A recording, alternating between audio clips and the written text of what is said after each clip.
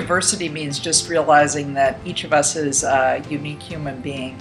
As a kid, I was not very popular, so I sort of looked at other kids who weren't popular and felt for them. Very vividly, I remember in high school, my mother was a social worker, and she told me the story of a client of hers who was grieving her female partner who had died, and this client was a female. And I'm assuming it was a long-term lesbian relationship, but the partner had died, and this woman was being treated by her partner's family like she was just kind of a buddy. And for some reason, that really hit me. And I just thought how cruel and difficult that sounded. Well, I think my parents were always very open and curious and respected people from different cultures and backgrounds. I was in private practice in internal medicine for years, and a number of my patients really inspired me.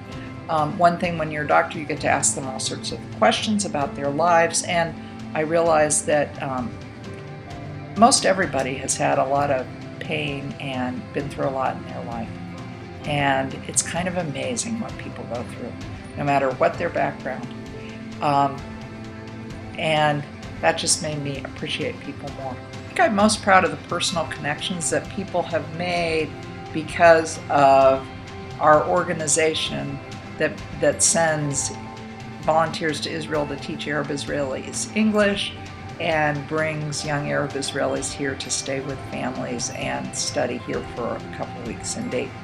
And there are a lot of connections between hosts and students, volunteers, and hosts that have persisted over time, and I just find that really exciting.